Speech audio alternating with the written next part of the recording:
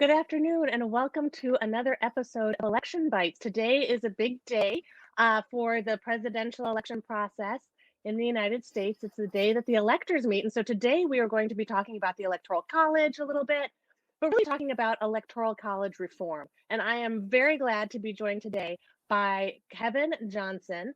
He is the founder and executive director of the Election Reformers Network, which is a research and advocacy nonprofit that brings sort of a global perspective to US elections. He's also a member of the Carter Center's expert study team. Welcome, Kevin. Thank you, Avery. Great to be here.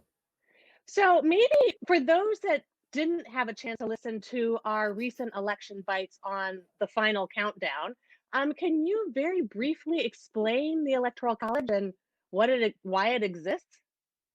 Sure, thank you.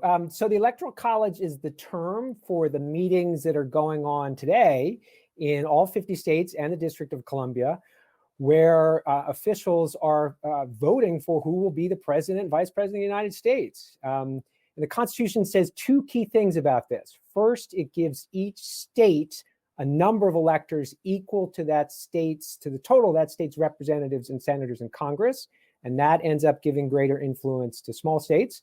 And second, the Constitution leaves it entirely up to state legislatures to decide how they will appoint their electors. In terms of why it exists, the college was something of a last-minute compromise at the Constitutional Convention, and the idea was to have kind of a group of wise Americans that would be a buffer against popular passions and demagogues.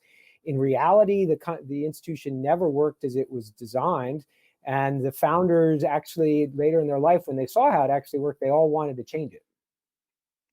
Interesting. I mean, I think it feels like every election cycle, it comes up, but it has been particularly relevant in a few recent elections where the candidate who maybe won the Electoral College vote did not won the most votes overall, did not win the popular vote. And so it seems like in those contexts, there is always a lot of talk about reforming the Electoral College. What are some of the arguments for and against reforming the Electoral College? Well, Avery, there's so many arguments for reforming it. It's sometimes hard to know where to start. But I'm going to begin with kind of a new problem that's emerged this election, and that has to do with what we might call faithless legislatures. This has been the first election where there's been a concerted effort by political leaders to convince state legislatures to effectively override the popular vote in the state and to name a new slate of electors who would vote in the other direction. Unfortunately, that hasn't happened, but state laws make it clear that it could, particularly in the scenario where a dispute lasted long enough. And then more generally, Constitution does not require that states actually use a popular election.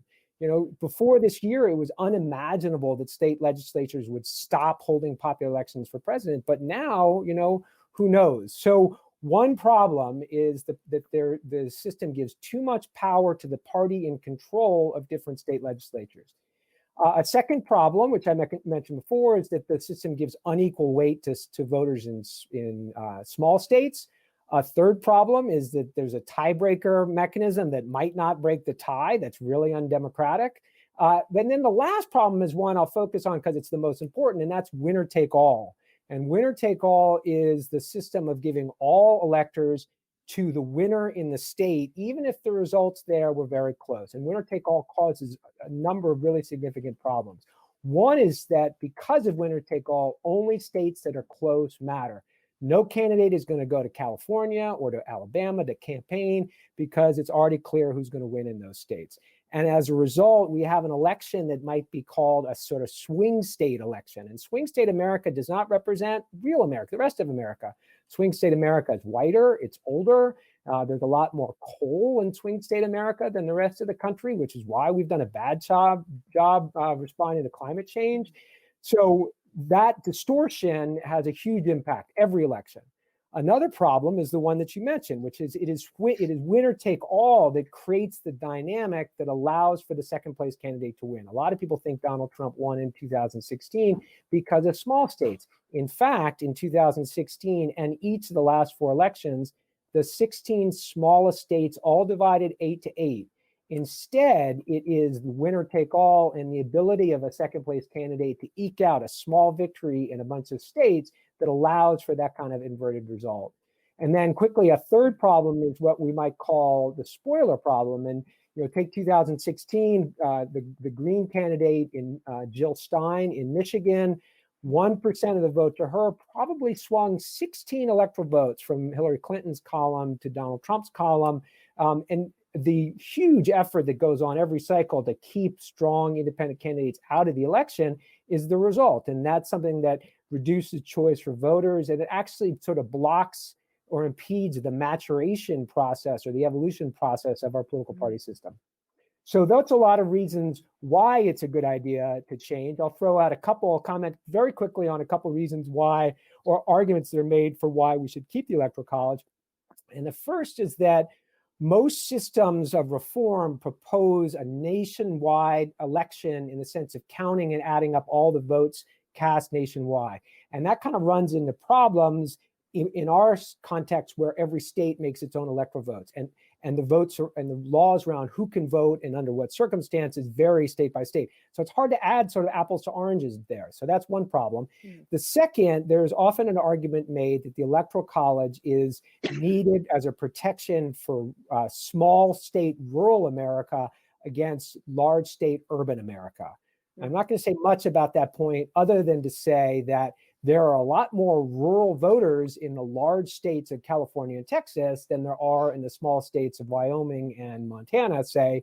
So so the argument that this protects rural voters doesn't hold. And then there's also, of course, the question is, why should one category of voters, why are rural voters deserving of extra weight? What would be the basis for that? So I'll hand it back to you there to give you those arguments. So some of your arguments for also quickly had the corollary sort of, or the opposite argument as well. It's you can make the argument both ways. Is some of your discussion about rural voters was making me wonder if reform of the Electoral College is a sort of partisan issue, or are there areas of agreement on reforms where folks from both sides of the political aisle can agree? It's a great question. And there is a lot of partisan division on this. And I think a lot of that has to do with the fact that most of the focus has been on the idea of a direct national popular vote of the president, which is something opposed by more than 2/3 of Republicans in public opinion polls. I think if there was more focus on fixing winner take all as the biggest problem to fix, and maybe keeping, say, the advantage for small states and the state-based election system, then there'd be a better chance of getting bipartisan support. So, what are some of the reform ideas that you find particularly interesting or that you think might actually get some traction in the next several years? Great. I'll mention two. One quickly, there's an idea about expanding the House, which hasn't grown in 100 years. So it's way beyond its proportionate size with the population. Expanding the House would reduce the small state imbalance. And that could be done through congressional legislation. The bigger idea in my mind is to have an amendment that addresses the problem of too much power to state legislatures and at the same time ends winner take all. And this would be an amendment that fixes an allocation mechanism for electors based on proportional allocation. This is in each state, the candidates would receive a share of electors based on their share on the vote. So take Missouri, which has 10 electoral college votes. If you had a 60% to 40% result in Missouri, the electors in Missouri would be awarded 6-4.